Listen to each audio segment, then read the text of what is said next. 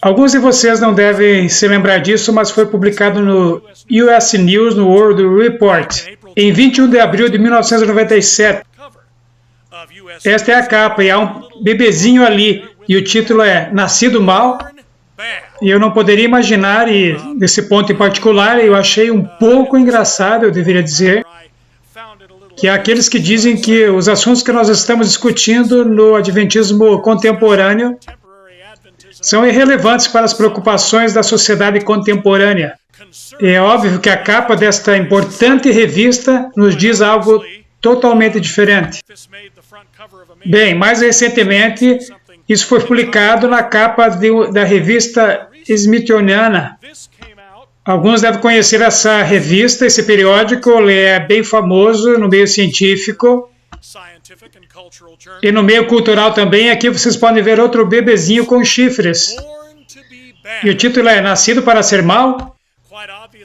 E é óbvio quando crimes violentos ou comportamentos destrutivos entram na sociedade, pessoas inteligentes começam a se perguntar se isso vem da natureza, da educação, ou da escolha ou do destino. Sabem, é tão fascinante para mim como as pessoas ficam tão irritadas e amedrontadas sobre os atos violentos cometidos por pessoas com ligações a governos estrangeiros, organizações terroristas. E contudo, se você presta atenção, todos os atos violentos e assassinatos em massa foram cometidos por americanos, ou pelo que nós chamamos de herança cristã, e muitos outros foram massacrados pelos próprios americanos aqui, mais do que por pessoas de países estrangeiros. E mesmo que esses assuntos, como o da US News, que foi publicado há 18 anos atrás, homens e mulheres ainda estão fazendo essas mesmas perguntas. E essa pergunta sobre o que é pecado é o fundamento na controvérsia da salvação na Igreja Adventista do Sétimo Dia. Muitos de vocês devem ter visto esse diagrama dos dois evangelhos no Adventismo contemporâneo. Vamos dar uma olhada só por um momento nisso.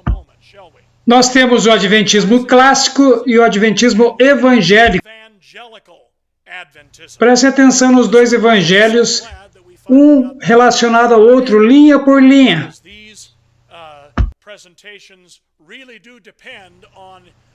O pecado, de acordo com o Adventismo clássico, vem da escolha.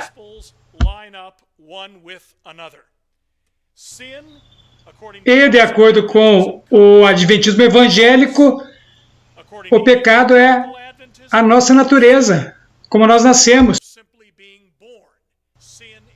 De acordo com o Adventismo clássico, a natureza de Cristo é pós-lapsariana. E de acordo com o Adventismo evangélico, a natureza de Cristo é pré-lapsariana.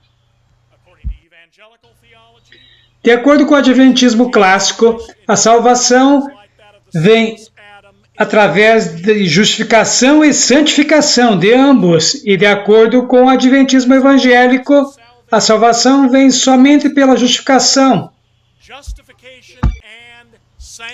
Vamos em frente aqui.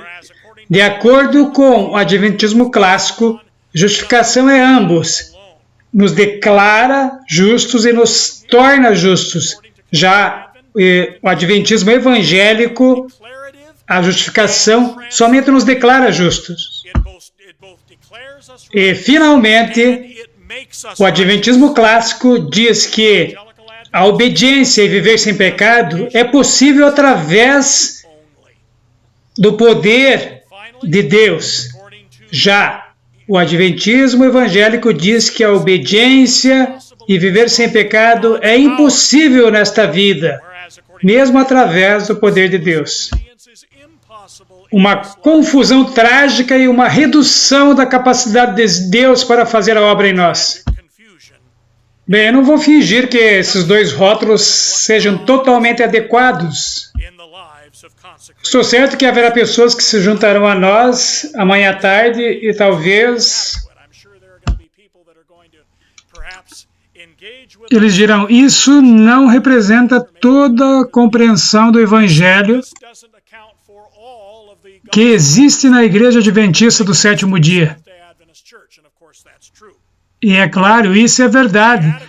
A adequação desses rótulos, Adventismo clássico, Adventismo evangélico, é como a senadora Eugene MacArthur disse quando ela estava escrevendo seu livro alguns anos atrás sobre os desafios conservadores. Esses rótulos não são adequados, mas não temos tempo suficiente para mudá-los. E eu acho que isso é verdade sobre as discussões que nós temos tido no Adventismo também. Mas agora eu quero que nós olhemos para duas afirmações feitas por dois indivíduos nos dois lados opostos desta controvérsia. Um deles é Dennis Priebe, autor do livro Face a Face com o Verdadeiro Evangelho. E aqui ele diz, o que é pecado? Por que nós estamos tão preocupados com um assunto que parece tão negativo? E eu gosto da maneira pela qual eu e Priebe damos o mesmo exemplo de Calvin Curley, que costumava ser muito quieto, e um dia ele estava voltando da igreja, e quando ele chega em casa, sua esposa pergunta, sobre o que foi esse sermão? E ele responde, sobre o pecado. E ela pergunta, o que ele falou sobre o pecado? Ele falou que é contra o pecado. Bem, isso não é mais engraçado, porque muitos pregadores não são mais contra o pecado. Mas o fato é que nós temos que entender isso se nós quisermos realmente compreender o Evangelho. Simplesmente porque a justificação pela fé depende de como alguém define o que é pecado. E o pastor Priebe não é o único que acredita assim. Aqui está o pastor William G. Johnson. Ele também escreveu em um livro chamado A Fragmentação do Adventismo.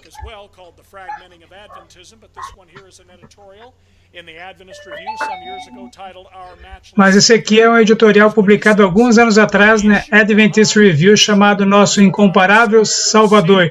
E aqui está o que ele falou. A questão através da questão é o conceito de pecado. Aqueles que querem entender melhor a natureza de Cristo iriam avançar se eles abandonassem o debate sobre se Jesus veio em natureza pré ou pós-lapsariana e gastassem o tempo procurando o que a Bíblia diz sobre o pecado. Ele está certo, assim como o pastor Priebe. Esses dois homens têm visões opostas sobre a natureza do pecado, mas em termos da importância do assunto, eles concordam. Eu acredito o quanto esse assunto é tão fundamental. Há algo mais que os dois lados dessa discussão também concordam. Ambos concordam que a lei de Deus exige obediência completa como uma condição de salvação. É aí que esse acordo termina. Pois a questão sobre quando essa condição é alcançada é onde os dois lados se separam. E a razão por que se separam é a definição de pecado.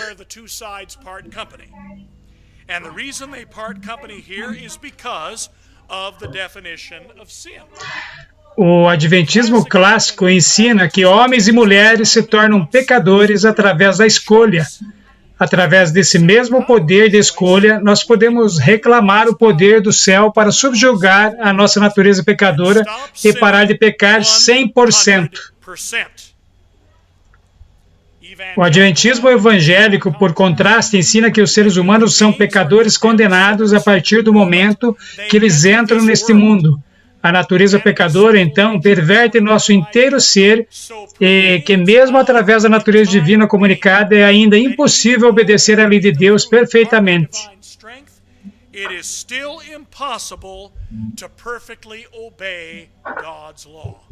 E é essa a razão porque eles acreditam que a lei que exige perfeita obediência é estabelecida e satisfeita somente por uma declaração legal de justificação, ou como outros dizem, através de uma relação de consentir ou deixar Deus fazer a obra.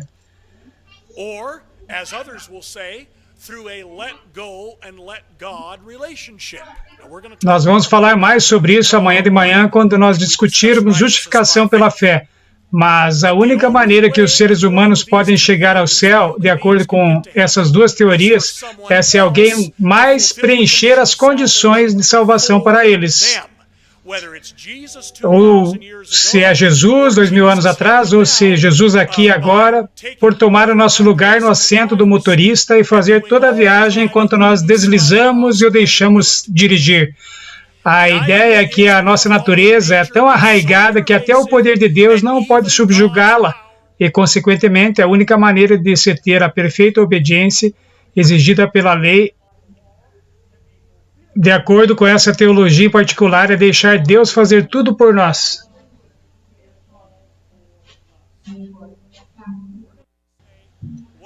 O que nós acreditamos sobre doutrina não tem nenhuma relação com a nossa salvação também. Então, se a perfeita obediência é impossível, a perfeita crença em relação à teologia é impossível. Então, não importa quem é ordenado, não importa que gênero seja na igreja, seja em casa, não importa como nós definimos a sexualidade humana. Não importa se essa terra e o mundo natural foram criados como a Bíblia diz que foram, nada disso tem relação com a nossa teologia. Nós não precisamos ter uma teologia perfeita mais do que nós temos de ter um comportamento perfeito, e assim vai a lógica.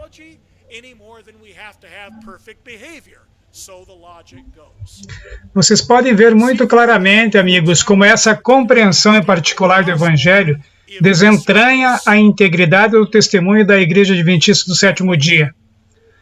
Praticamente destrói a nossa razão de existência, acaba com a integridade que a nossa mensagem exige dos seus destinatários.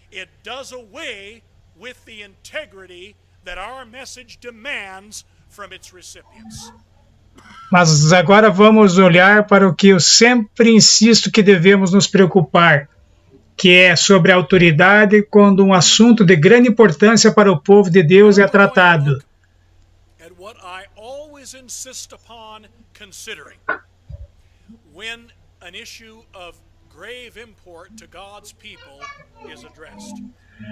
Não é bom para nós termos uma discussão sobre um assunto controverso, a não ser que estejamos preparados para estabelecer desde o início quem e o que é a nossa autoridade. Então, vamos ter isso bem claro, que toda a Escritura, ambos, Velho e Novo Testamentos, são inspirados e têm autoridade. As Escrituras não contêm meramente opiniões humanas, mas o movimento do Espírito Santo que levam homens e mulheres a falar. E o que o Espírito inspira deve ser entendido com comparação nela mesma.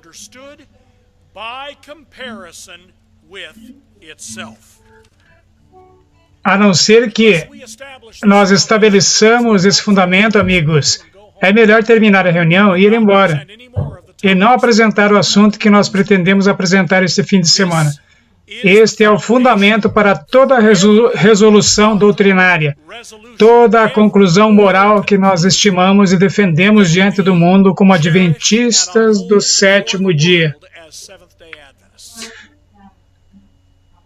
Ellen White é bem claro sobre o que, apesar do que os outros estão nos falando, seus escritos pretendem guardar a igreja de abraçar erros escriturísticos.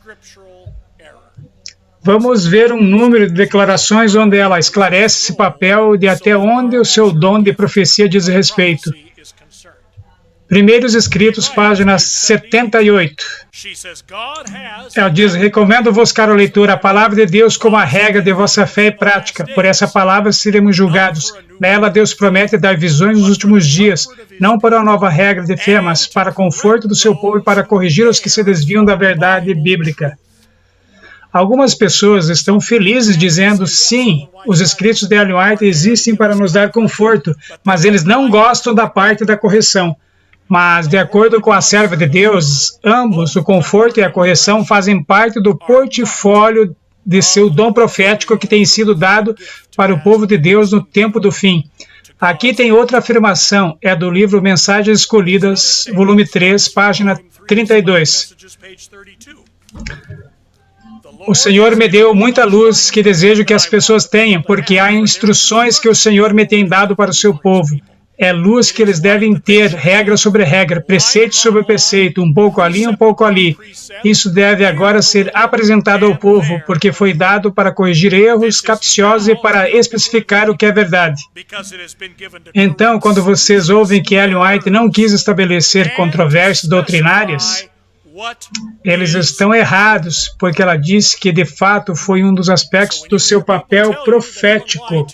Did not intend for her writings to settle doctrinal controversy, they are mistaken, because she says very clearly that was indeed one aspect of her prophetic role. Então, quando nós temos diferenças doutrinárias entre nós, nós precisamos deixar a profetisa de Deus guiar e direcionar a nossa conversa.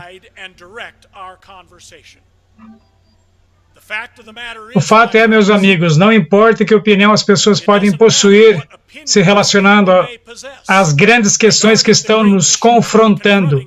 É o dom profético de Deus que transcende todas as nossas opiniões, todas as nossas deliberações, todas as nossas especulações, todos os graus diante de nossos nomes, como aquele que foi listado aqui quando eu fui apresentado. Amigos, nada disso faz alguma diferença. No final das contas, a única coisa que importa é o que o conselho escrito de Deus tem a nos falar. É isso que Ellen White estava dizendo sobre Deus guiar e dirigir.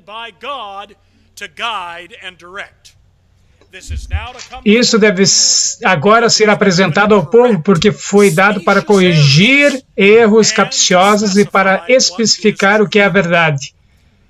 E como a Bíblia, os escritos de Ellen White são autoexplicáveis.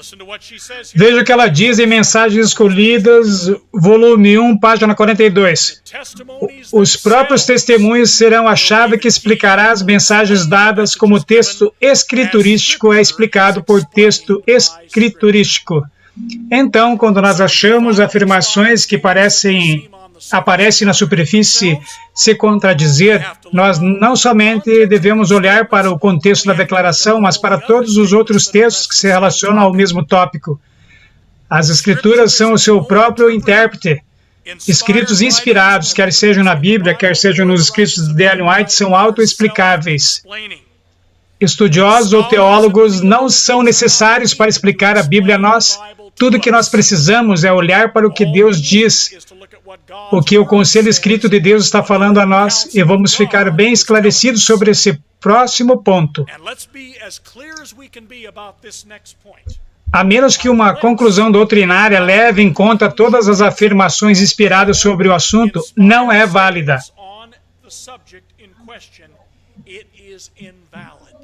Isso é muito importante para nós conservarmos na mente quando nós estamos dando um estudo bíblico para um guardador do domingo, e quando eles falam sobre pessoas partindo pão no primeiro dia da semana, ou o apóstolo João ser inspirado pelo Espírito no dia do Senhor,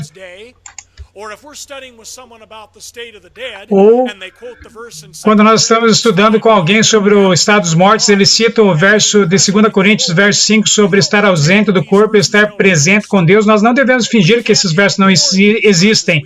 Nós não podemos ignorar esses versos. Nós temos que demonstrar como esses versos se encaixam no quadro maior da teologia bíblica.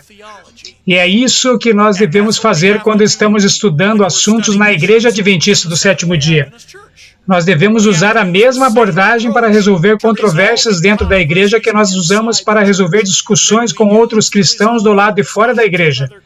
E uma vez que nós usamos essa abordagem, amigos, uma vez que nós deixamos a inspiração ser seu próprio intérprete, nós ficaremos surpresos que a controvérsia que oprime a nossa igreja agora pode ser resolvida. Nós vamos olhar para algumas passagens sobre o pecado ser uma escolha livre.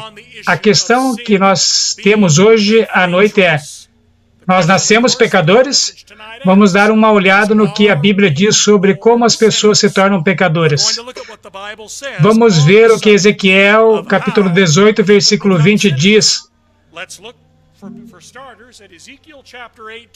Agora, por favor, lembre-se que nós teremos folhetos em conexão com esses encontros, e depois de cada encontro, esses folhetos serão dados àqueles que estavam presentes. As pessoas que não foram capazes de estar aqui hoje à noite receberão cópias. Depois de todos os encontros, vocês poderão ter todos os textos e todas as passagens do Espírito de Profecia que fazem parte dessa apresentação. Porque eu quero que vocês vão para casa depois desses encontros, e aqueles que estão ouvindo por qualquer meio, quer estejam ouvindo ou qualquer outro tempo, ou hoje, ou qualquer outro tempo, eu quero que você seja um bereano, vocês sejam bereanos, na maneira que vocês investigam esses assuntos. Eu não quero que vocês falem, Pastor Kevin disse isso, então deve ser verdade. Eu conheço algumas pessoas que a teologia não é melhor do que o último pregador que elas ouviram. Amigos, isso é perigoso. Nós não queremos discípulos de imortais não inspirados na Igreja Adventista do Sétimo Dia. As pessoas vêm a mim e dizem, Pastor Kevin, qual é a sua opinião sobre isso ou aquilo? E a minha resposta é, como alguns de vocês já ouviram, a minha opinião é 80 centavos comprará uma barrinha de cereal. Isso é o quanto vale. A minha opinião não importa. O que a palavra de Deus nos fala é o que importa.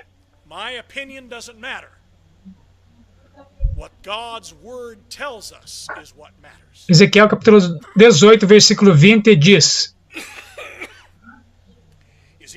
a alma que pecar, essa morrerá. O filho não levará a iniquidade do pai, nem o pai levará a iniquidade do filho.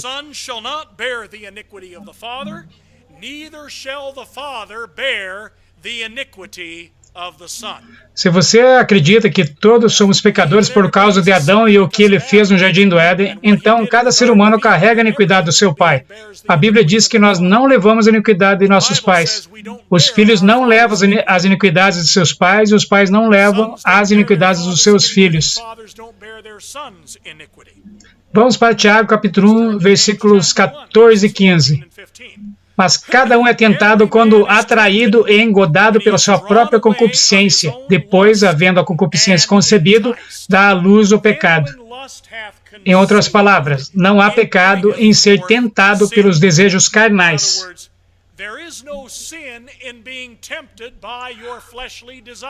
Alguns de vocês devem lembrar da história do peregrino. Eu acho que era o fiel que estava andando pela estrada. Ele foi tentado pelas 3 filhas do primeiro Adão. Luxúria da carne, luxúria dos olhos e orgulho da vida, e ele resistiu à tentação. Mas, de repente, Moisés salta de repente do lado da estrada e começa a bater nele com a clava da lei. E ele diz, espera um minuto, eu resisti à tentação. Por que você está me batendo? E Moisés diz, sim, você resistiu, mas a sua carne contraiu-se, contorceu-se.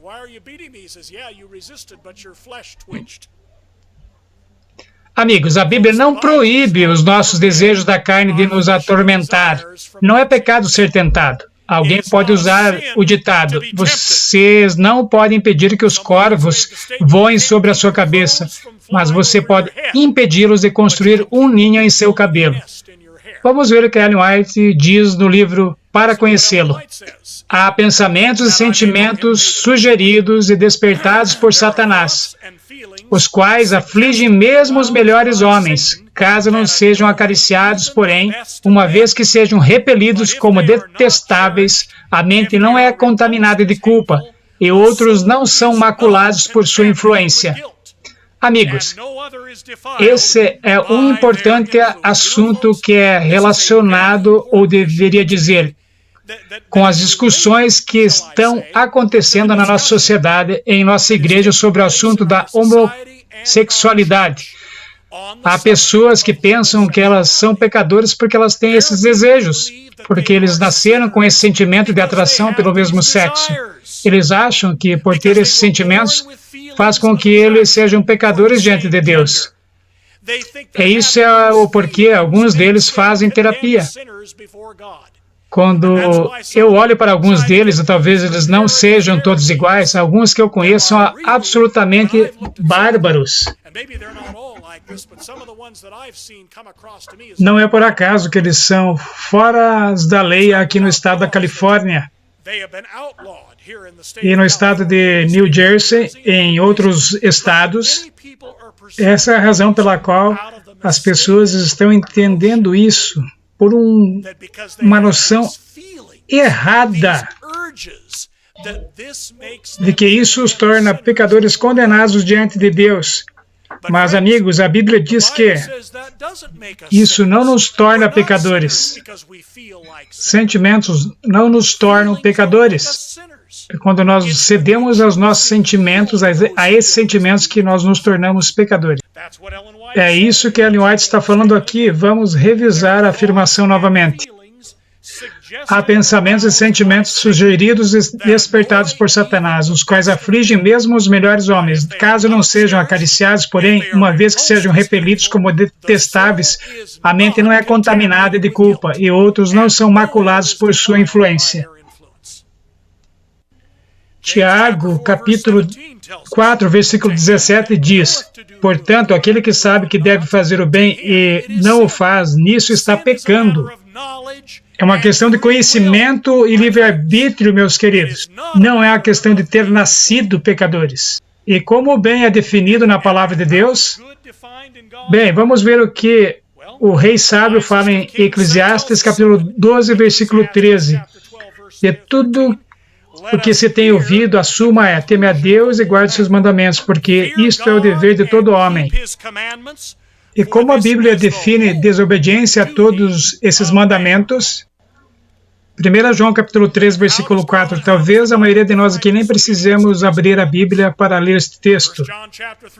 Todo aquele que pratica o pecado também transgride a lei, porque o pecado é a transgressão da lei.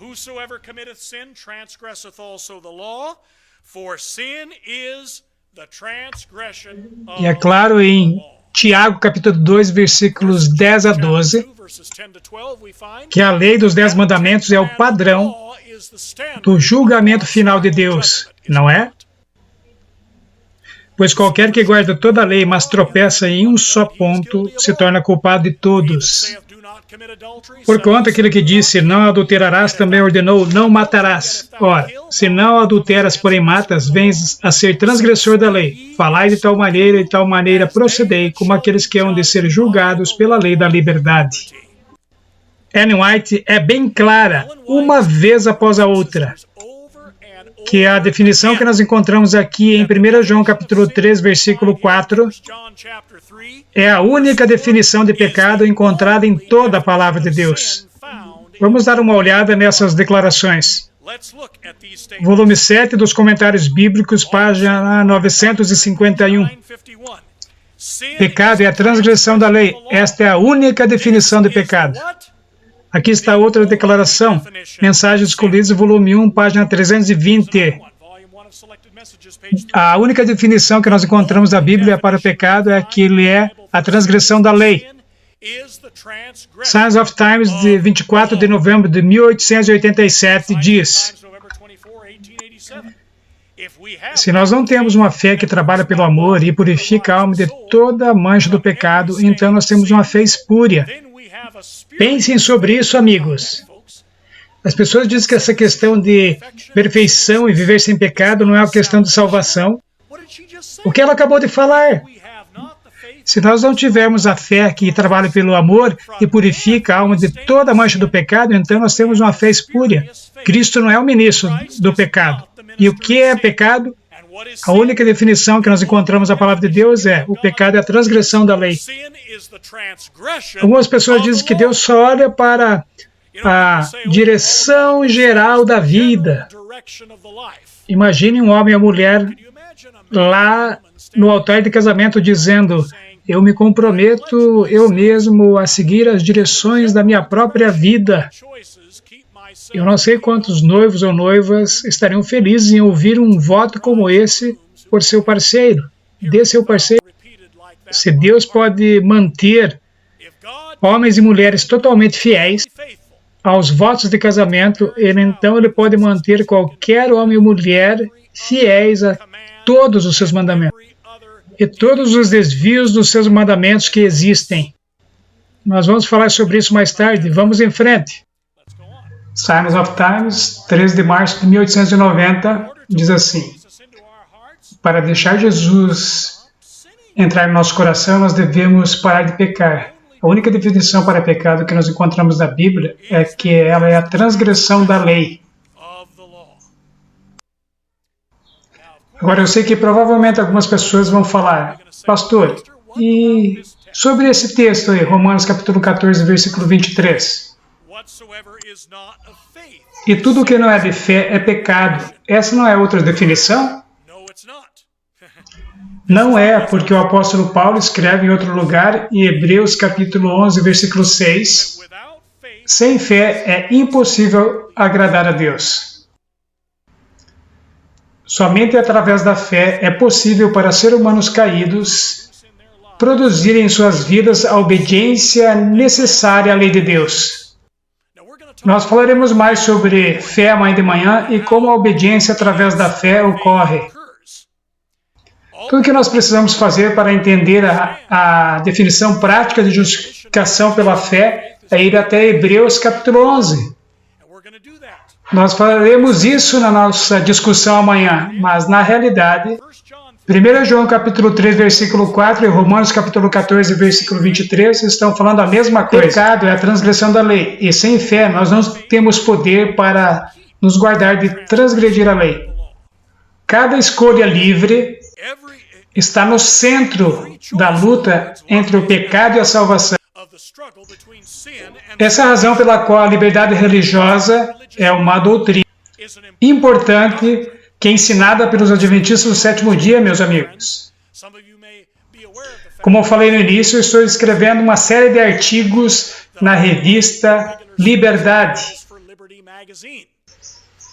A liberdade religiosa é importante para os adventistas do sétimo dia, não somente porque nós queremos proteger os nossos próprios direitos, para praticar a nossa fé, mas a questão é, meus amigos, que a liberdade religiosa está no coração da grande controvérsia entre o bem e o mal. Sem liberdade não haveria controvérsia, não haveria nenhum amor sem liberdade. Essa é a razão pela qual os direitos religiosos estão errados. Essa é a razão pela qual aqueles que querem usar os direitos civis para coagir a consciência estão errados. A única maneira de lidar com os pecados do coração e da mente, pecados que envolvem relações íntimas, é para as pessoas experimentarem conversão e não coerção. Coerção forma hipócritas. A conversão forma a santidade. Mas a escolha é o fundamento dessa discussão, meus amigos. É como um dos meus professores me disse uma vez na academia: ou você se alista no exército de Deus, ou você será arrastado para o exército de Satanás. Agora vamos ver algumas afirmações de Ellen White que falam sobre o pecado não pode existir nas nossas vidas sem o livre-arbítrio. Testemunhos para a Igreja, volume 5, página 177. Nenhum homem pode ser forçado a transgredir. Seu próprio consentimento deve ser ganho. O propósito de sua alma deve estar pronto para o ato pecaminoso antes que a paixão possa dominar sobre a razão ou a iniquidade triunfar sobre a consciência. Aqui está outra. Signs of Times, de 18 de novembro de 1893. Não está no poder de Satanás forçar ninguém a pecar. Agora, amigos, se vocês se tornam pecadores somente por terem nascido, então vocês não têm nenhuma escolha. É isso que as pessoas estão ensinando, é isso que a doutrina do pecado original está ensinando. Que a única coisa que você tem que fazer para se tornar um pecador é nascer. Não está no poder de Satanás forçar ninguém a pecar. O pecado é um ato individual. Antes do pecado existir no coração, o consentimento da vontade deve ser dado.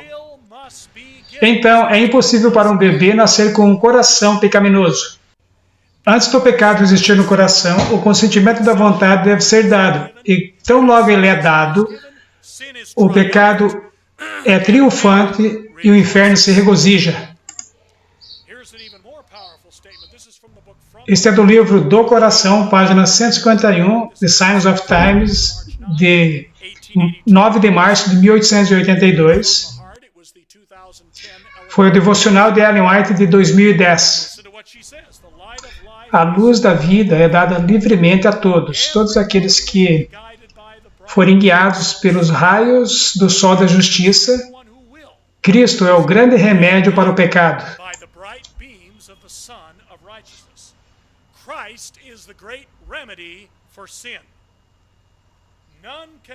Ninguém pode usar como desculpas as circunstâncias, sua educação ou seu temperamento para se rebelar contra Deus. Os pecadores são assim por sua deliberada escolha.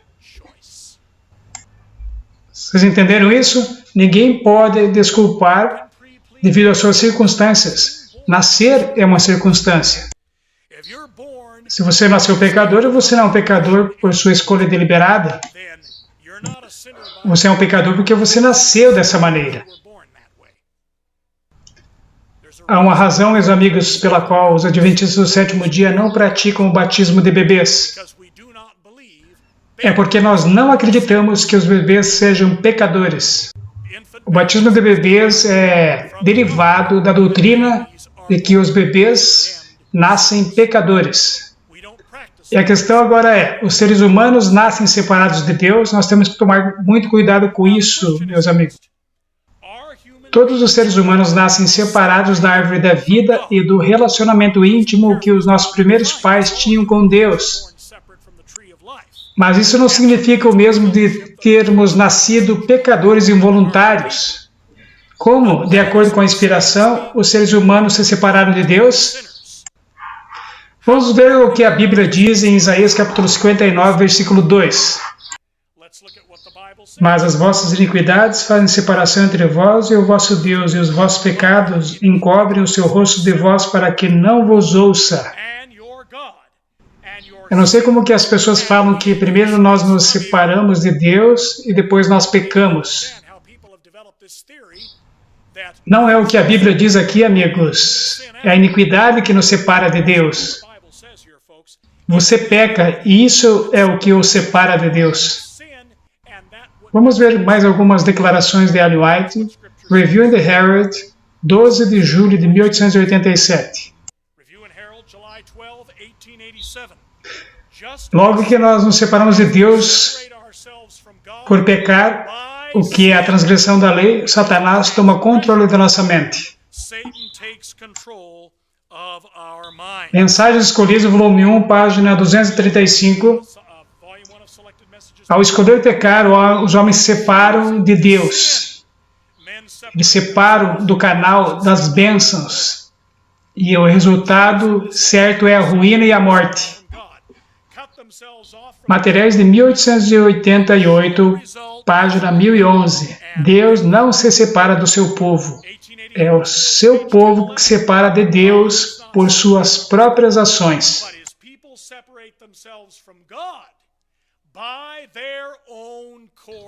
Maranata, página 95. Tão logo o povo de Deus preserva sua fidelidade a Ele, tão logo eles se agarram por uma fé viva a Jesus, eles estão sob a proteção dos anjos celestiais, e Satanás não terá permissão para exercitar suas diabólicas artes sobre eles para sua destruição. Mas aqueles que se separam de Cristo pelo pecado estão em grande perigo. Como nós nos separamos de Deus? Ao pecar. É assim que a separação acontece, não é por ter nascido.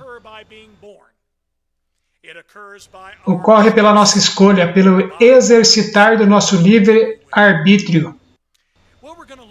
Agora nós vamos olhar para algumas passagens da Bíblia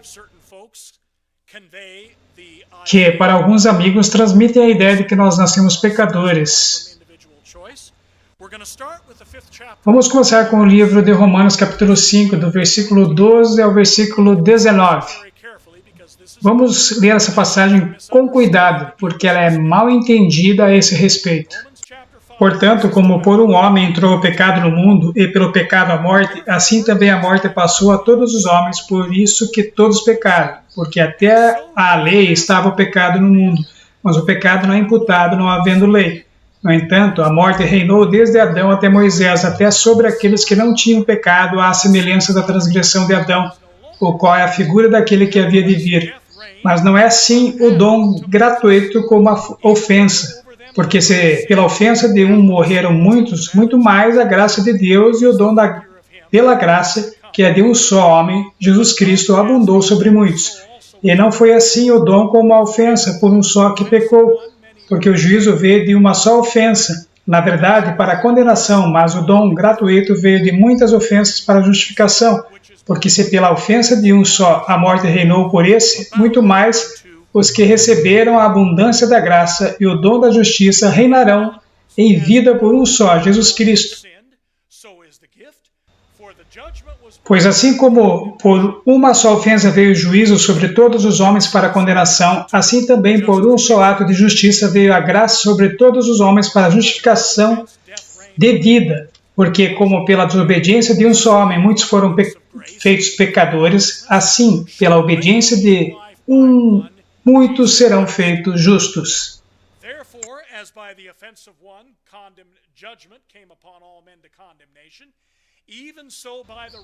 Bem, vamos olhar para 3 pontos nesta passagem.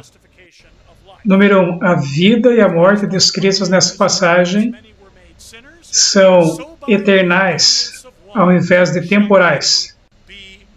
Isso se torna mais claro no verso 17, o qual fala sobre como aqueles que recebem a abundância da graça e do dom da justiça devem reinar na sua vida por Jesus Cristo. Obviamente, isso se refere ao reinado eterno dos santos com Cristo, que nós podemos ver em Apocalipse, capítulo 5, versículo 10. Reinado em vida. Em outro lugar, em Romanos, quando Paulo fala sobre a vida e a morte no sentido espiritual,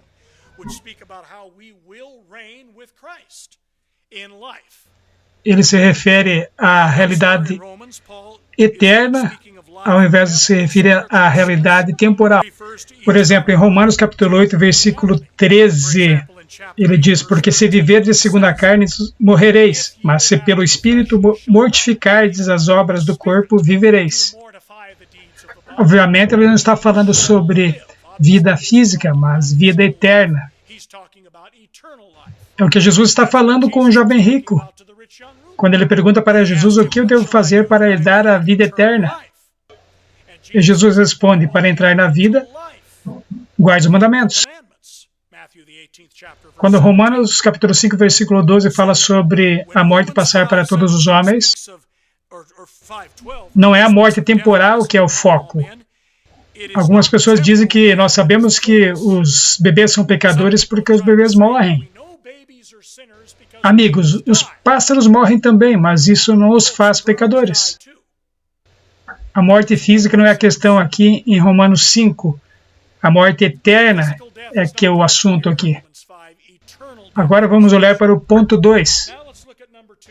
As frases julgamento e dom livre aparecem.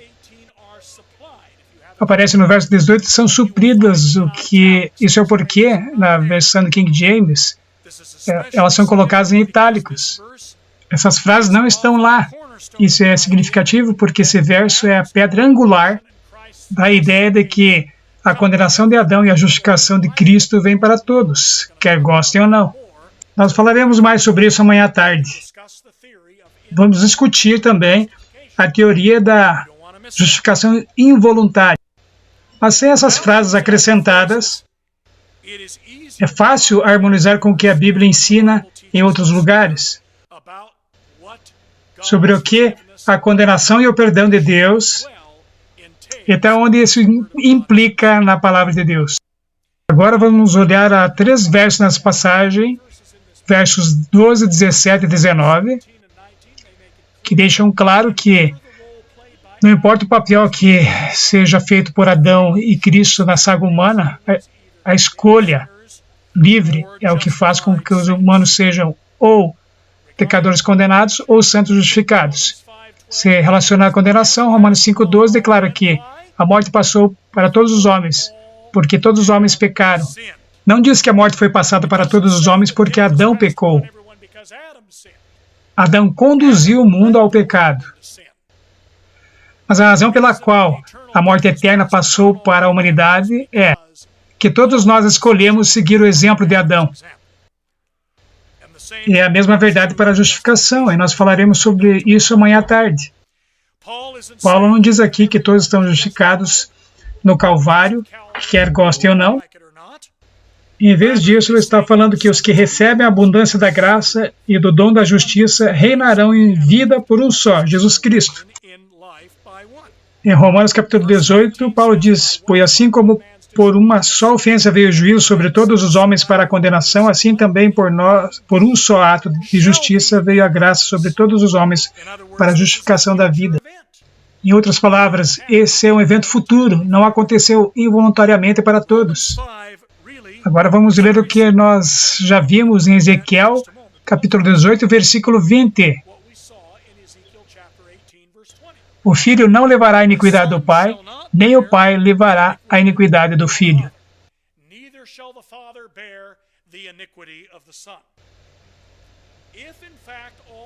Se de fato as crianças nascidas neste mundo carregam a iniquidade de seus pais, seu pai Adão, Ezequiel estaria errado. A Bíblia, meus irmãos e irmãs, é consistente nisso. O tema de Romanos 5, na verdade, é muito simples. Adão conduziu o mundo para o pecado e Cristo se oferece para conduzir o mundo para fora do pecado. Apenas como a escolha para pecar é nossa, também a escolha para aceitar a justiça de Cristo é nossa. Alguém pode fazer a seguinte pergunta, e sobre o Salmo 51, versículo 5. Foi quando Davi disse: eis que em iniquidade fui formado, e em pecado me concebeu minha mãe. O que é mais significante neste verso é o que ele não diz do que ele propriamente diz. Primeiro, ele não diz que, como pecador, a minha mãe me concebeu. Simplesmente diz, em pecado. Todos nós nascemos em um mundo de pecado, em um ambiente pecaminoso. Em segundo lugar, Davi não direciona esse verso para toda a humanidade. Ele simplesmente está falando sobre ele mesmo. Toda a humanidade, desde Adão, nasceu no mundo pecaminoso. Mas o fato é que Adão não fala isso aqui. Ele simplesmente diz que a iniquidade foi formado e em pecado sua mãe o concebeu. Alguém pode perguntar em que circunstâncias Davi nasceu? Nós não sabemos. Nós não sabemos, a Bíblia não diz. O que realmente Davi está falando é que sua mãe era uma pecadora, ele também era um pecador. Ele não está tentando dizer que ele era um pecador, quer ele goste ou não. A pergunta que sempre aparece quando nós estamos conversando sobre isso é: um recém-nascido precisa de Salvador? E definitivamente a resposta é sim. Mas a pergunta é: o que significa precisar de um Salvador? O que a obra de um Salvador envolve? De acordo com a Bíblia, a obra de um Salvador envolve dois processos. Um envolve perdão e o outro envolve capacitação. Jesus, obviamente, não precisou da obra do perdão porque ele nunca pecou. Mas ele precisou da obra da capacitação? Bem, o que a Bíblia diz? Vamos a ela. João capítulo 5, versículo 30. Eu de mim nada posso. Em O Desejar Todas as Nações, página 123, diz que ele estava habilitado para o conflito pela presença interior do Espírito Santo. Justamente como eu e você. Agora vamos para a página 664. É a minha favorita. Jesus não revelou qualidades nem exerceu poderes que os homens não possam possuir mediante a fé nele. Sua perfeita humanidade é a que todos os seus seguidores podem possuir, se forem sujeitos a Deus como ele foi. Agora nós vamos ver como nós podemos entender através da Bíblia e dos escritos do Espírito e Profecia a estrutura da natureza humana.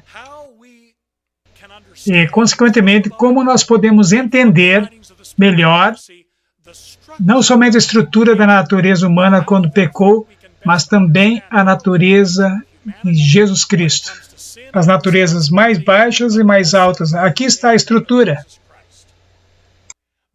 Dentro da natureza humana que a Bíblia explica, que é realmente a chave para resolver o debate sobre a cristologia adventista, um inspirado consenso é claro quando diz que existem na natureza humana ambos forças mais baixas e mais altas. Jesus falou sobre isso quando ele disse: o espírito está pronto, mas a carne é fraca. Está em Mateus capítulo 26, versículo 41. E Paulo diz em 1 Coríntios capítulo 9, versículo 27. Antes, subjugo o meu corpo e o reduzo à servidão.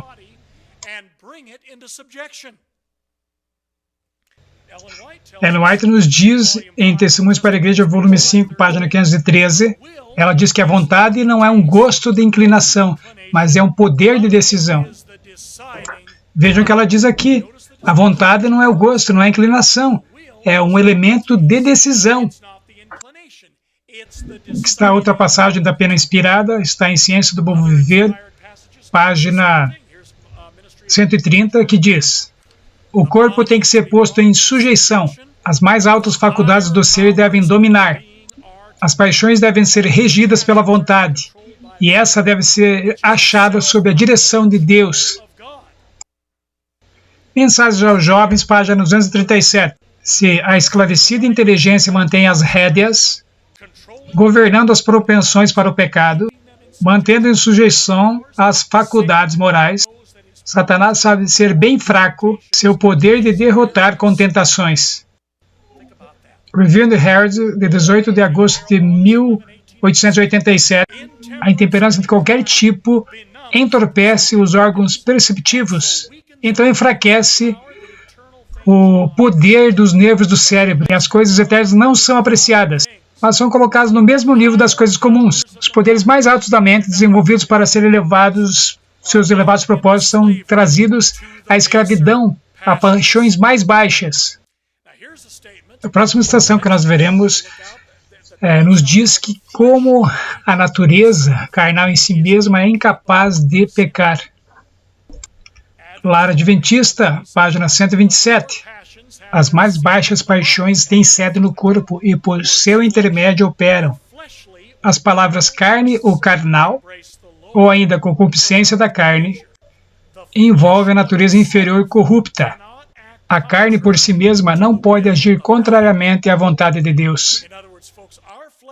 Em outras palavras, amigos, a nossa natureza carnal não pode pecar. É somente a vontade que pode nos fazer pecadores. É através dos altos poderes do nosso ser que as escolhas espirituais e morais são feitas. Nem o pecado nem a justiça é possível a menos que a natureza mais alta é exercitada. Por isso que tudo isso é muito importante para a nossa discussão. É por isso que esses folhetos que vocês receberão e estudarão são tão importantes para essas questões. Paixões e propensões más podem ser contaminadas somente na natureza mais baixa, a qual a citação acima declara que é incapaz de pecar. Mas essas paixões e propensões podem ser expulsas da natureza mais alta, a qual envolve a vontade e o caráter. Vamos olhar para algumas afirmações inspiradas que nos dizem isso. Desejar todas as nações, página 305, diz: o único poder que pode criar ou perpetuar a paz é a graça de Cristo. Quando esta é implantada no coração, expele as más paixões que causam luta e dissensão. O volume 7 dos Comentários Bíblicos, página 943, diz: nós devemos perceber que através da crença nele, em Jesus Cristo, é nosso privilégio ser co-participantes da natureza divina, tendo escapado da corrupção que há no mundo. Então nós somos limpos de todo o pecado e de todos os defeitos de caráter. Nós não precisamos reter nenhuma propensão pecaminosa. E percebam que a última frase diz: nós não precisamos reter nenhuma propensão pecaminosa. Sobre o que ela está falando aqui? Ela está falando sobre a natureza carnal? Não, na próxima frase ela diz, que diz, quando nós somos co-participantes da natureza divina, tendências hereditárias e cultivadas para o erro são cortadas do caráter, não da carne. Ellen White é bem claro de que nós não temos carne santa nesta vida. Ouça o que ela diz aqui em Conselhos aos Professores, página 20. Apetite e paixão devem ser trazidos sob o controle do Espírito Santo. Não há fim para a guerra deste lado da eternidade. Algumas vezes, quando nós lemos algumas citações de Ellen White que dizem Jesus não tinha a mesma paixão que nós, mas ainda nós lemos outras citações que dizem é porque algumas citações estão falando sobre a natureza mais alta e algumas citações estão falando sobre a natureza mais baixa. Eu recomendo muito o artigo que escrevi sobre a natureza mais alta e a natureza mais baixa, e tem uma referência no folheto de vocês para este artigo. Eu recomendo para todos vocês que estão interessados nessa questão. E eu espero que cada um de vocês tire proveito desse artigo. A natureza mais baixa e a natureza mais alta. A chave para resolver o debate da cristologia adventista. Para concluir, vamos voltar ao artigo da US News. E tinha um bebezinho e tinha uma pergunta que dizia, nascido mal. Prestem atenção no que diz aqui. Hereditariedade pode estar envolvida em alguns casos de alcoolismo. Mas nenhum gene pode fazer você comprar uma garrafa de uísque, colocar no copo e tomá-la. Bem, amigos, eles devem ter citado Ellen White também. Você se lembra do que ela falou na citação? Sentimentos e pensamentos sugeridos por Satanás e levantados por ele que contrariam o melhor dos homens, mas se eles não forem acariciados e se eles forem expulsos como de aves, a alma não se contaminará com a culpa e nenhum é vencido por sua influência. Patriarcas e Profetas, página 421, diz: a tentação mais forte não pode desculpar o pecado. Por maior que seja a pressão que é trazida para a alma suportar, a transgressão é nosso próprio ato. Não está no poder da terra nem do inferno compelir alguém ao mal. Satanás nos ataca nos nossos pontos fracos, mas nós não precisamos ser vencidos. Mesmo com os mais severos e inesperados assaltos, Deus proveu ajuda para nós. E a sua força nos dará vitória. Deus seja louvado. Finalmente, Signs of Times, de 29 de agosto de 1892. Há muitos que no seu coração murmuram contra Deus. Eles dizem, nós herdamos a natureza caída de Adão e não somos responsáveis por nossas imperfeições naturais. Eles encontram falhas nos requerimentos de Deus e alegam que Ele exige o que eles não têm poder para dar. Satanás fez a mesma reclamação no céu. Porém, tais pensamentos desonram a Deus. Agora vamos dar uma olhada no que eu considero a afirmação mais forte de todas. E se já houve uma mudança no jogo desta discussão, é essa passagem em particular, que recentemente foi encontrada, que nos diz isso. Vamos ver. Está no volume 9 de Manuscript Release, na página 238. Ouçam essa afirmação, amigos, estudem cuidadosamente. Quando nós vemos a condição da humanidade hoje, a questão que se levanta nas mentes de alguns é o homem por natureza totalmente e completamente depravado? Ele está desesperançosamente arruinado?